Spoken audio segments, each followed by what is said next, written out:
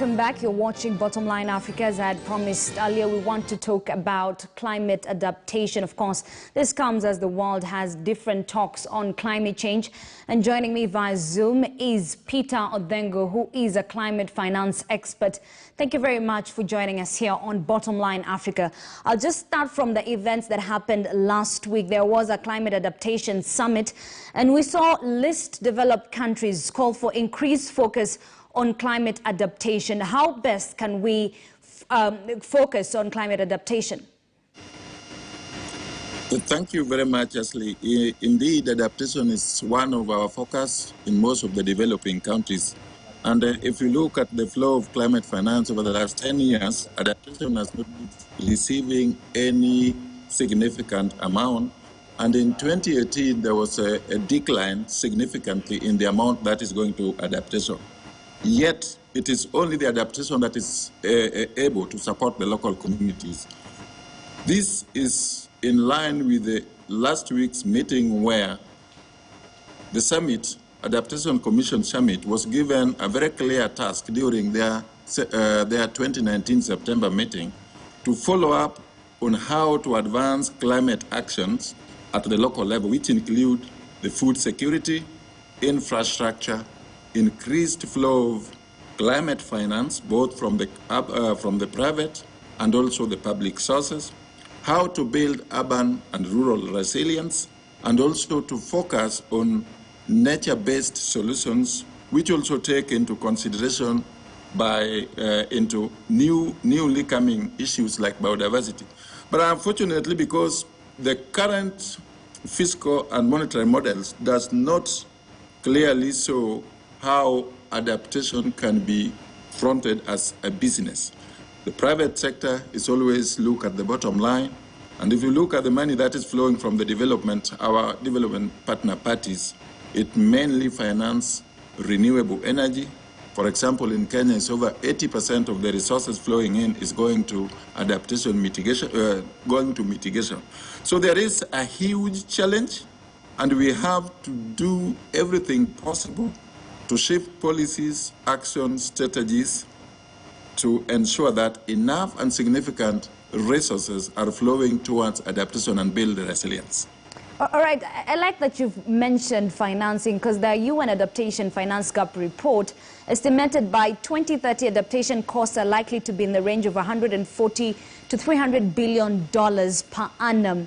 Developed countries are yet to fulfill the commitment of mobilizing even the $100 billion in climate finance. So then, what measures has Kenya put in place to ensure that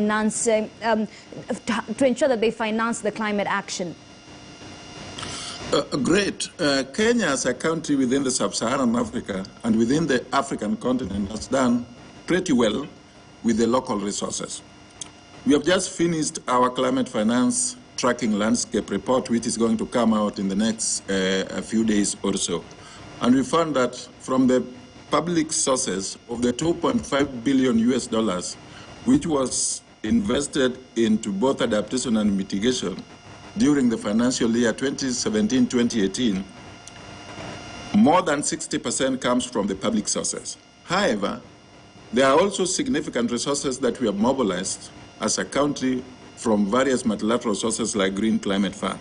If you can remember, it is only Kenya where we have Kenya Commercial Bank, which was accredited by the Green Climate Fund late last year, to be able to develop project proposals and access up to $250 million US in terms of concessional loans, and also equity and also grants to support the local action.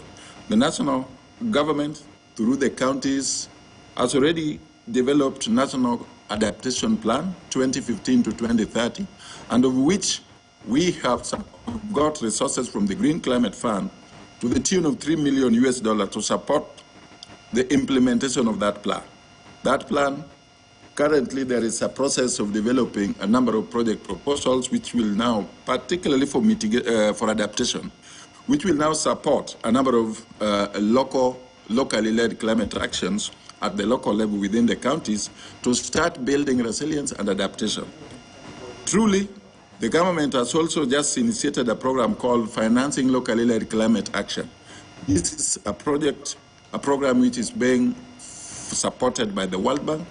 It's also a number of development partners, Danida, SIDA, World Food Programs, have already come in to support the mobilization of significant, sustainable, and predictable climate finance to finance adaptation at the local level, where the actions are being led. The total budget between now and 2026 is about $1 billion US. Of the $1 billion US commitments so far, is more or less about $250 million US. Over a 10-year period, the program is supposed to mobilize $2.3 billion US. And as we are talking now, within the Green Climate Fund alone, the government has also mobilized adaptation resources to support the private sector. And this private sector in Kenya has been very, very active in supporting the development of policies and shifting course and also building their resilience. The Kenya Bankers Association has been very, very critical in this. Kenya Private Sector Alliance has been very, very critical. Kenya Association of Manufacturing have already been shifting their manufacturing and also transiting to low carbon. So when we look at the amount that we need and when we look at the policies and landscape that the county has put in, recently there is a lot of work going into the green physical incentive policy framework, which is supposed to create an enabling environment for the private sector to support the government initiative in financing particularly adaptation actions. Yes. And also to build the resilience in the businesses. So a lot is going on. It is not enough. We need awareness.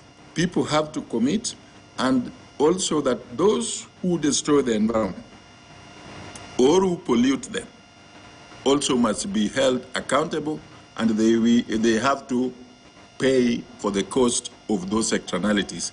And that is why an overarching policy directive is very key in order to implement the polluter pays principle. All right, just to take you back, you've mentioned about policies. What policies need to come into place in order to just, make this a success altogether?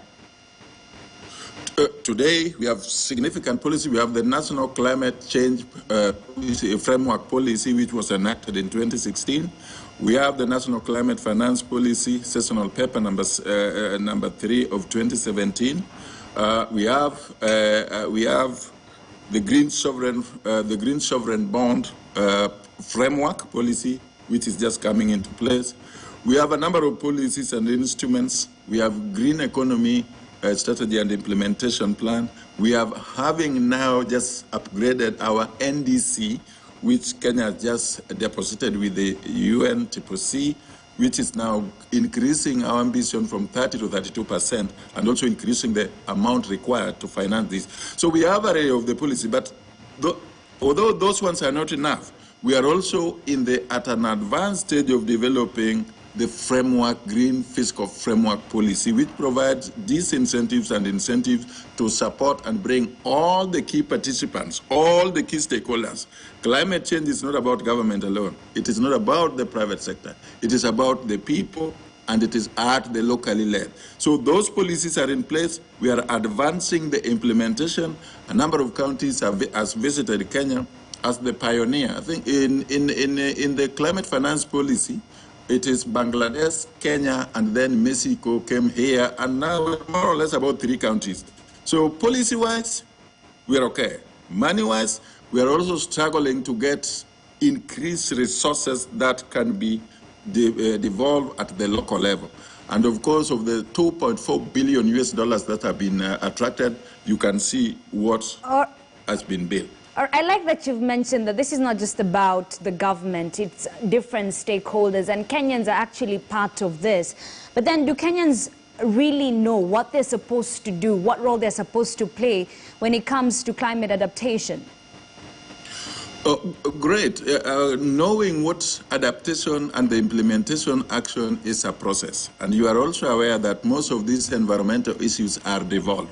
The work that has been going on includes the partnership with the local communities, Council of Governors, and all the stakeholders. They know, they are aware, but awareness has to keep on increasing, and a lot of actions are being directed. It is on this kind of awareness that all the counties are now working very, very, very, very hard to ensure that their climate-related policies are in place in order to enable them benefit from the support from the World Bank financing locally led.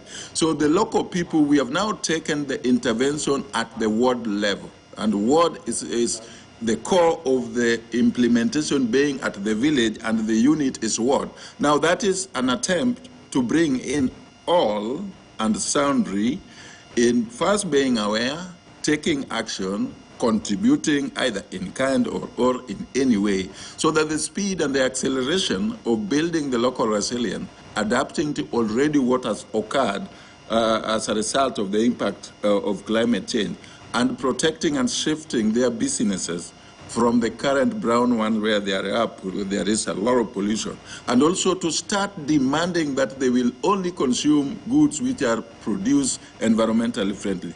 If the private sector are dragging their feet, then there are also a number of green champions that have been trained all over the 47 counties. They are now being gazetted. This will sift, create awareness on the importance of climate adaptation, mitigation, and what needs to be done.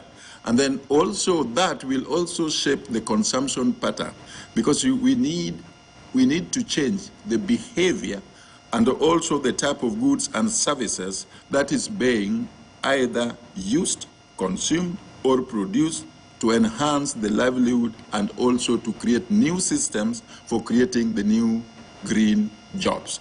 EU has got their new Green Deal. A number of counties, you know, with the Biden administration and USA coming back to Paris Agreement as a member, a lot of global direction is going to shift. A lot of resources is likely to be provided. Green Climate Fund, which is very, very key, the lead multinational, has already changed most of their strategies and are now crowding in equity from the private sector.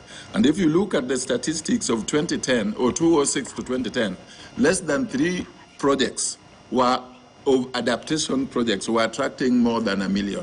Today, in 2017, more than 21 projects have already been receiving more than $25 million to start moving towards investing in adaptation.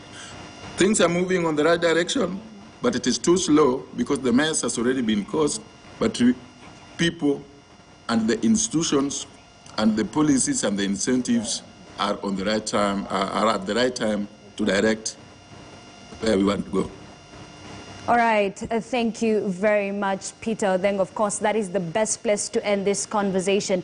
Peter Odhengo there leading us in this conversation. He's a climate finance expert joining us via Zoom from Mombasa to just shed more light on that issue of